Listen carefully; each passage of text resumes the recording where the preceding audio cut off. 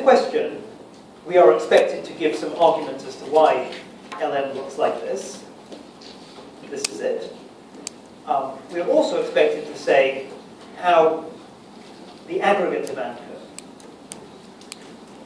should be drawn to take account of the liquidity trap. So can you derive me an aggregate demand curve in the liquidity trap?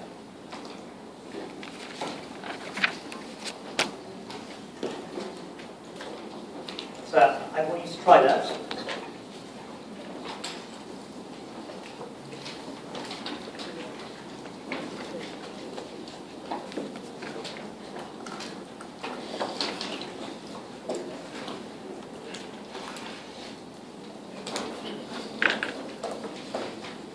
Remember that you get the aggregate demand curve from the ISLM model. So the fact that the LM curve is now very different at zero interest rates might affect what the aggregate demand curve looks like.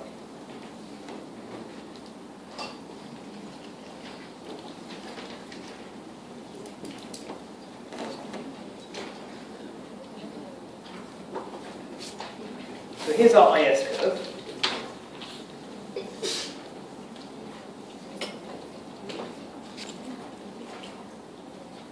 Let's suppose this is the LM curve. And of course, the LM curve, the position of it, depends on the price level.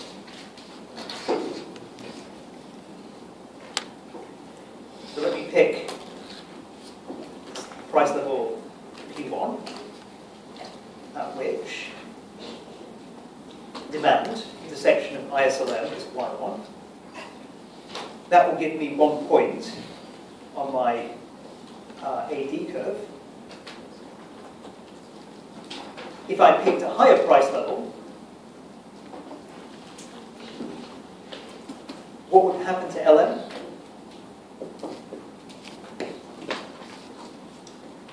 Well, it would be like reducing the real money supply. So very much like the opposite of what we've just shown above. The LM would shift to the left. You have price level P2. That will give you less output.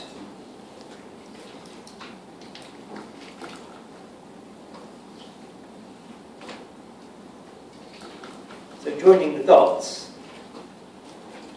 you've got part of the usual downward sloping aggregate demand function. And if you looked at higher prices, you could continue this pattern just like you drew before. But what happens at lower prices?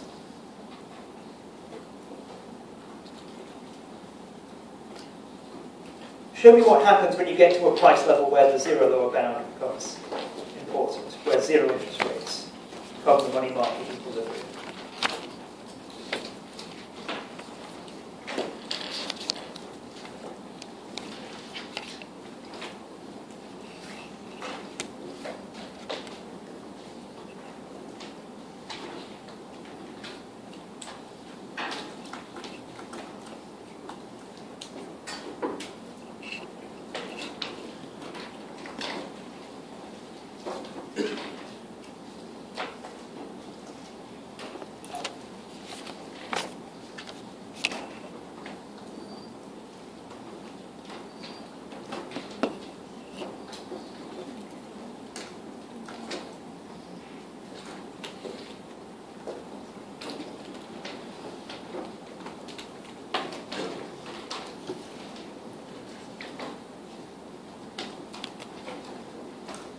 Let's suppose Y0 is the first output level for which, given this is the IS curve, for which you might have zero interest rates as an equilibrium.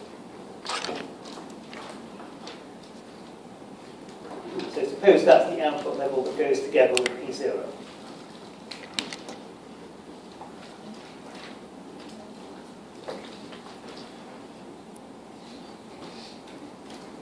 Suppose we go even lower than the price level we need to get that level of demand. What happens?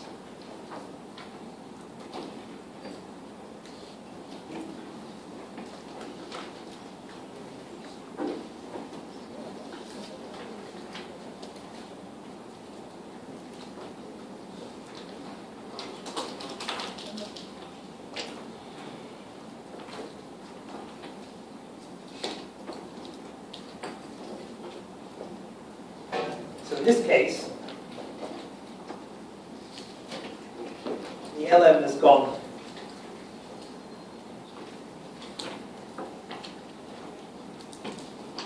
far enough to the right that the zero interest rate becomes the equilibrium for the first time.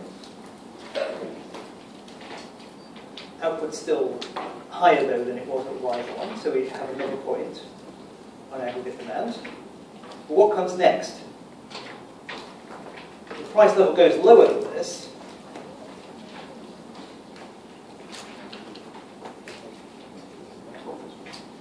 The price level goes even lower.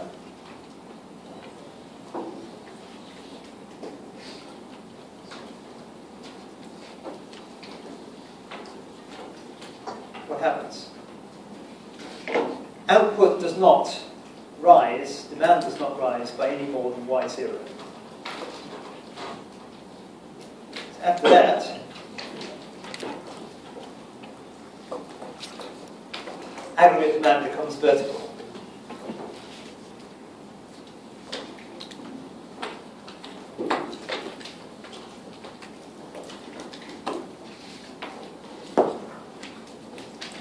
So the usual reason why falling prices boost demand no longer operates at the liquidity trap.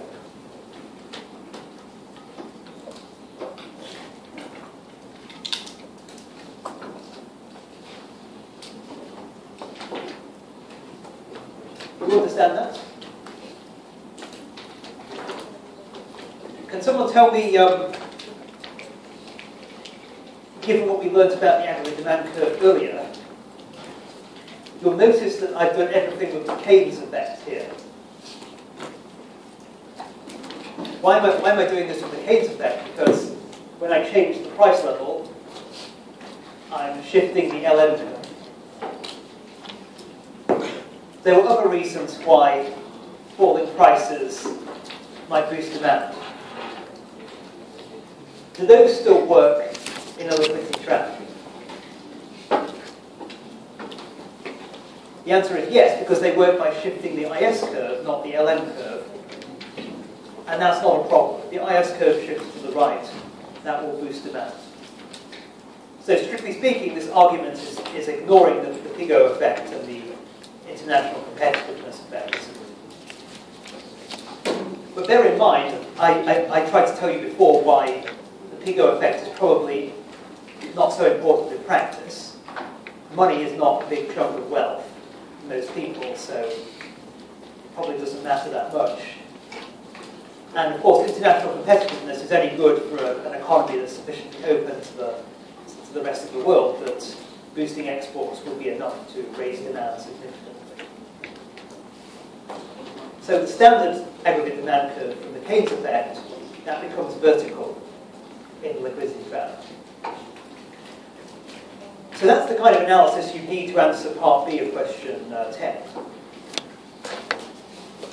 Any questions on that? Is that all reasonably clear?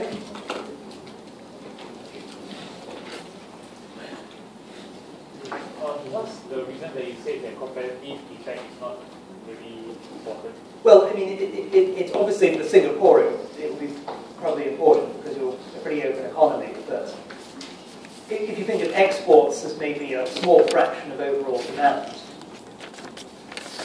even if you raise exports by a lot, as it's so small, for say a large open economy that doesn't trade much, a large economy that doesn't trade much with the rest of the world, it may not be important in practice. Certainly works in principle. The question is, how open is the economy in practice? Just like the Pigot effect in principle is there, But if money is a small fraction of overall wealth, probably people aren't going to start spending huge amounts of money as a result of falling prices.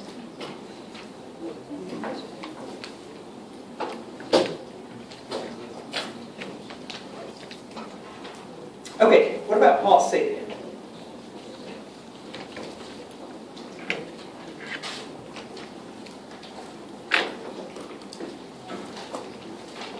Suppose there's a fall in inflation expectations. It's not explained why, but just suppose there is for now.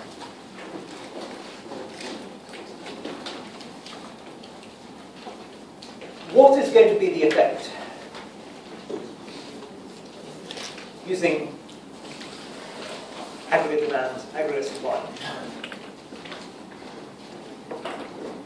If you're in a liquidity trap, would that give you a reason why central banks should be afraid of deflation? That's what we're going to see next. Okay, so before we answer this question, it's worth making a small digression onto real interest rates. Back to the Fisher equation.